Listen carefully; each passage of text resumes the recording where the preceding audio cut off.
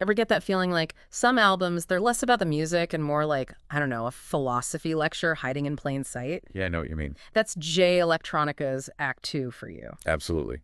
We're not just breaking down beats today, though. There are some amazing beats on this thing. Right. This is like unpacking some seriously deep ideas, the kind of stuff you'd expect in a seminar, but he's woven it all into this incredible music. And it all starts with Jay Electronica himself, right? Oh, tell me about it. The man's a walking mystery. Disappears for years, drops this crazy, dense, intricate album, then vanishes again. It's almost like he's messing with us, you know, challenging how we think about art, the whole industry, even the artists. It's so true. This isn't some calculated career move. He's not chasing hits. Not even a little bit. Which makes you wonder, when someone's got that kind of freedom, that purity of vision, what does their art even sound like? What happens when you operate entirely on your own terms? Well, with Act Two, I gotta say, it sounds a lot like a leap of faith. Like Søren Kierkegaard, that philosopher, he talked about this real understanding. He said it means ditching the expectations, all the noise, and just diving headfirst into the unknown. And that's Electronica to a T. Forget playing it safe, right? This is a man on a quest searching for something deeper. 100%. And you can really feel that yearning for truth in the album's spirituality, too. It's not just religious, though, right? It's more this, I don't know, this universal human desire to connect with something bigger. Exactly. It's that feeling of there's got to be more to life than this. When I hear a track title like Better in Tune with the Infinite, I mean, come on, you just know he's wrestling with those big questions, the same ones that kept philosophers like St. Augustine up at night: faith, reason, the whole meaning of existence. You can hear those echoes in Electronica's lyrics and the way he delivers them. And it's not just what he's saying, right? It's how he uses sound to say it. Reagan's speeches, can you imagine? Right next to French love songs. Japanese compositions, for crying out loud. It's wild, but it feels deliberate, like it's all part of this statement. It's like he's building something, right? Like piecing together a history of thought, but with sound. Almost like, what was that philosopher Foucault, the way he dig into the past to understand the present, all those layers. That's what Electronica's doing with these samples, with the whole sonic landscape. You're really making me think about those samples differently. It's not just, oh, that's a cool beat. It's like there are layers of meaning baked in, layers I never even considered. Oh, for sure. Take Shiny Suit Theory, for instance. You've got Jay-Z on there, Mr. Material Success himself. And Electronica drops this line, out of nowhere: "Why should I be afraid to die? I belong to God." Talk about stopping you in your tracks, you know? Right. You're listening to the song about, I don't know, hustling, getting yours, and suddenly, bam. It's like he's challenging the whole game, the whole notion of success, especially in this world where we're obsessed with material wealth, with having more. There's this incredible tension between the material and the spiritual that runs through the whole album. And that, my friend, is pure Nietzsche. This idea of the Übermensch, the individual who says, screw it, I make my own values, I'm not bound by your rules. That's Jay Electronica in a nutshell.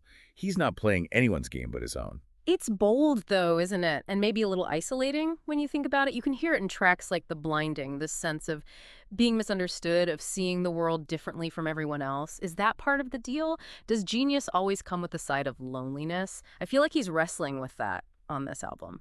It's a theme that pops up again and again, not just in music, but throughout history, throughout intellectual thought.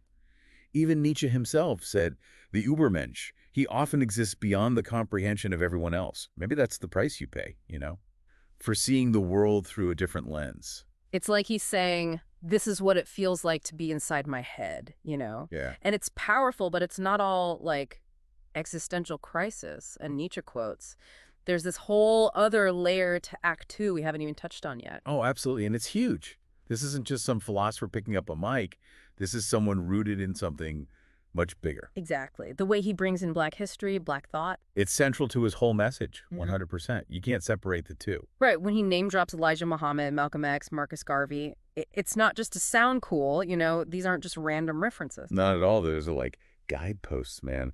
He's tracing a whole lineage of Black thought, Black activism, drawing strength from it. It gives his message, this message of self-determination, of spiritual liberation, this whole other level of weight. And don't forget the 5%ers, too. That idea that God is within you is powerful stuff, and it's all over this album. Recognizing your own power, your own potential, That's what I'm saying. It's like he's taking all these philosophical ideas we've been talking about, right? The leap of faith, the Übermensch, all that, and he's grounding them in this specific context, this cultural and spiritual space that's so rich. And think about it, he's doing it all within hip-hop, Yeah. right? A genre that, let's be real, a lot of people write off as just party music, surface-level stuff. Right, exactly. But Electronica's proving them wrong. Hip-hop can be just as deep, just as intellectually stimulating as any other art form out there. You don't need a philosophy textbook when you've got Act Two. You know what I mean? He's pushing those boundaries, man, showing everyone what hip hop is capable of, that it can Yeah. hold these big, complex ideas, these questions about life and existence. But it's not just about the lyrics themselves, right? Oh, no way. The music itself, it's like it's part of the conversation, you Yeah, know? exactly. The way he uses sound to create these moments, these pauses for you to reflect, then these bursts of energy, it's all intentional, all crafted. It's true. Even the spaces between the sounds, the silence, it feels meaningful. Like every single element is working towards this whole. Exactly. It all matters. It's like this tapestry, this sonic journey, Well, 1 minute you're deep in thought, the next you're riding this wave of energy. it's an experience, not just an album. You don't just hear Act Two, you feel it. It gets under your skin. It's that power that music has, Mm. to go beyond language, to reach you on this whole other level, something primal. And in a world where everything's so surface level, so fast, so disposable, having art that makes you stop, think, actually engage with it, that's a gift, man. Couldn't have said it better myself. It's a much needed reminder, to slow down, to dig a little deeper, to embrace the complexity of things, both in art and in life. You know, it's funny. For an album that's so full of these big ideas, philosophy, history, all of that, Act Two, still manages to feel incredibly personal. Totally. It's like he's not just lecturing us, he's inviting us along on his own journey. Like, here's what I'm wrestling with. Come along for the ride. That's what's so great about it, right? Yeah. He's letting us in. Hmm. Most artists, they shy away from that, keep things at arm's Oh, length. for sure. Especially in this day and age, everyone's trying to present this perfect image. But Electronica's right there, being vulnerable, letting us see the rough edges. It's refreshing, honestly. And it makes it resonate so much more, Yeah. because we're all figuring things out as we go. And he's right there with us, grappling with the same big questions. It's like he's saying, look, I don't have all the answers, which is kind of disarming coming from an artist like him? Yeah, definitely. It makes you want to listen even closer. Exactly. Like, I'm searching, I'm questioning, I'm figuring things out as I go. And that's a powerful message because so many of us, we feel that way. We just don't always admit it.